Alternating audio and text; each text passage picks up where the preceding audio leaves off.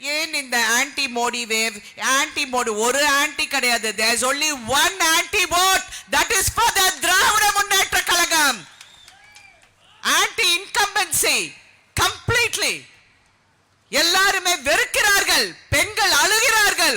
ஒரு கையில சாராய பாட்டில், இன்னொரு கையில் அழுக்கு தண்ணீரை வைத்துக் கொண்டு அழுகிறார்கள். இதுதானா எங்களுக்கு கொடுக்கிறாங்க?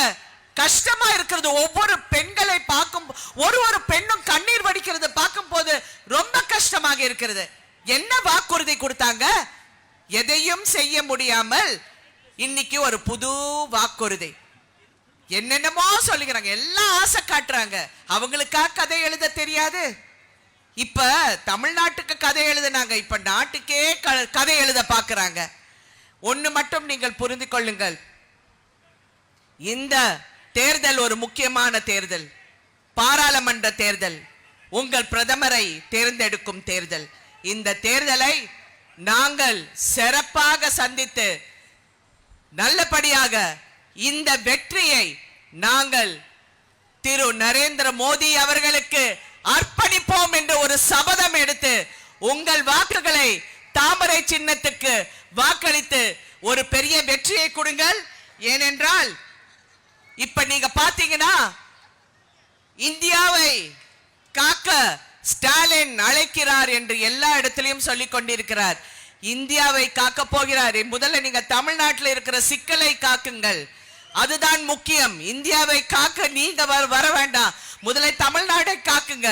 இங்க இருந்தது பத்தாதா? முதல்ல அதே பண்ணுங்க மாண்புமிகு முதலமைச்சர் அவர்களே. அதே மாதிரி இன்னொரு பக்கம் அவர்தான் முதலமைச்சர் அப்படி என்று அவங்க கட்சிக்காரரே சொல்லுகிறாங்க. யாரு? எடப்பாடி அவர்கள். எந்த கணக்குல சொல்றாங்கன்னு எனக்கு தெரியல.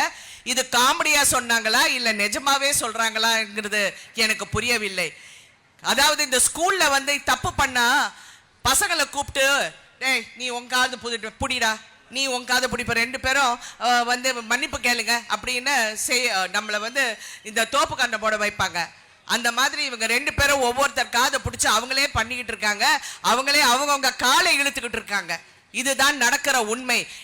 நாங்கள் வந்து தெளிவாக இருக்கிறோம். மக்களுக்கு என்ன செய்ய போகிறோம், மக்களுக்காக என்ன நடக்கும், என்ன செய்ய முடியும், இது மாதிரி எவ்வளவு திட்டங்கள் உங்களிடம் வந்து சேர இருக்கிறதுக்கு நான் ஒரு பிரதிநிதியாக இந்த விருதுநகரில் இருந்து உங்களுக்காக நான் கண்டிப்பாக பணிபுரிவேன் என்று உறுதியாக கூறி, உங்கள் சின்னம் தாமரை சின்னம் என்று கூறி, பாரத் மாதா கே.